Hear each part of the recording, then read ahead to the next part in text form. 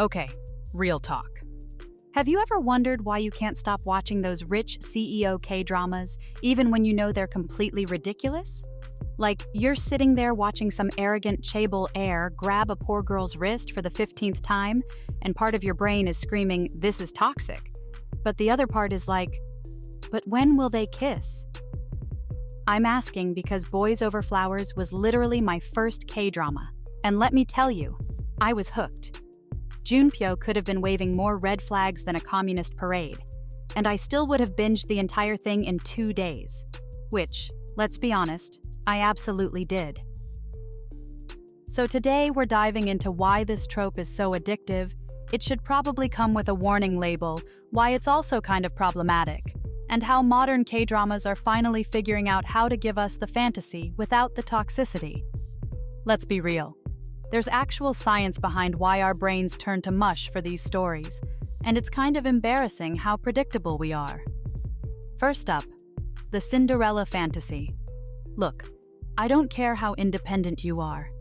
There's something deeply satisfying about watching someone go from struggling to pay rent to wearing designer clothes and eating at fancy restaurants. When Jeondae walks into Shinhwa High for the first time, or when Kim Miso navigates that corporate world in What's Wrong with Secretary Kim? We're literally living our best life through them. And your brain? It's having a dopamine party every time something good happens to them.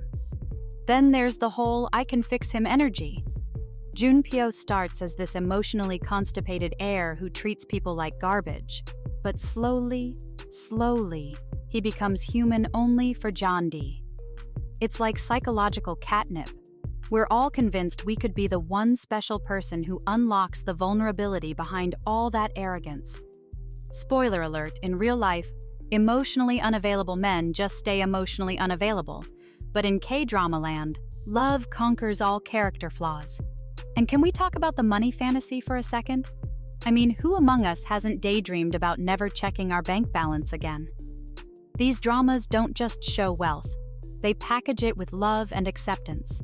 When the CEO casually drops a month's salary on a dress, we're not just watching romance, we're experiencing financial therapy. But here's the kicker. All those obstacles make everything feel more intense. Family opposition, social disapproval, class differences. Every conversation becomes high stakes. The more barriers there are, the more invested we get. It's like our brains are wired to crave drama, and these shows deliver it with a perfect bow on top. Researchers actually call this neurochemical reward cocktails, which sounds way more scientific than I stayed up until 3 a.m. watching pretty people have feelings. But here's where it gets complicated, and trust me, it's very complicated. On the one hand, I love these shows. On the other hand, when you actually think about what's happening, yikes. Let's start with the power thing. In most of these dramas, the guy holds all the cards. Like in the Heirs, Kim Tan can literally have Yoon Song's mom fired if his family doesn't approve of their relationship. That's not romantic tension. That's economic blackmail with pretty cinematography. And don't even get me started on the behavior we're supposed to find swoon-worthy. Wrist grabbing, showing up uninvited at someone's workplace, aggressive jealousy whenever she talks to another human male. In Boys Over Flowers, my beloved first drama, Junpyo literally has bodyguards follow Jeondae around. If that happened in real life, we'd be calling the police, not swooning.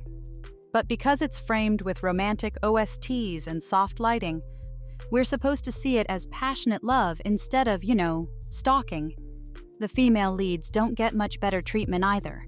Most of the time, they're just reacting to whatever the male lead does.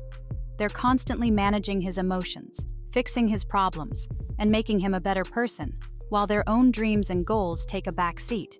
It's like they exist to be the perfect girlfriend, not to be actual people. And let's be real about the gender roles here. The message is pretty clear. Men provide and protect, women nurture and depend.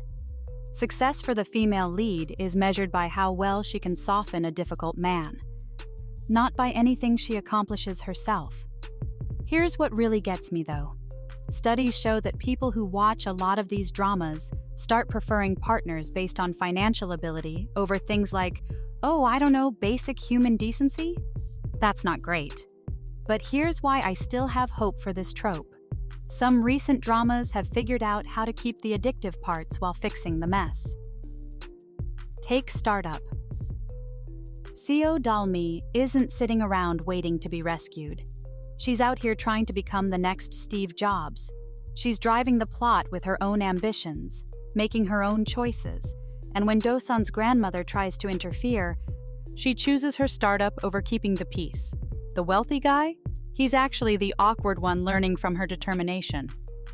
Run On completely flipped everything I thought I knew about this trope. Miju is successful, financially independent, and when Seon-gyum's family tries to buy her off, she literally walks away. And get this. She's the one giving him emotional support half the time, not the other way around. It's like someone took the traditional formula and said, what if we made this make sense? King the Land shows workplace romance done right. Sarang excels at her job through actual skill, not because some powerful man is protecting her. Her relationship with Gu-won develops because he genuinely respects what she's good at and learns from her expertise.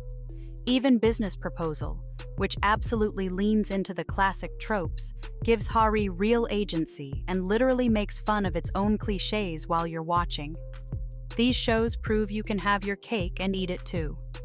Beautiful people, gorgeous settings, emotional satisfaction, and healthy relationship dynamics. Revolutionary concept, I know.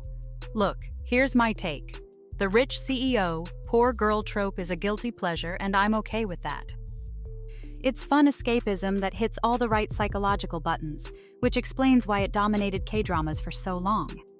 But I'm also really glad modern dramas are making the female leads stronger and the relationships healthier. We can have our fantasy without normalizing toxic behavior. Turns out that's actually possible. The trope isn't dead, it's just finally growing up. And honestly, it's about time. So what's your take? Are you team classic rescue fantasy? Or do you prefer the modern partnership approach? And be honest, what was your gateway drug K-drama? Was it as questionable as mine? Let me know in the comments because I genuinely want to hear your stories. If you're here for more deep dives into what makes K-dramas so addictive, and let's face it, they really are, then you need to subscribe.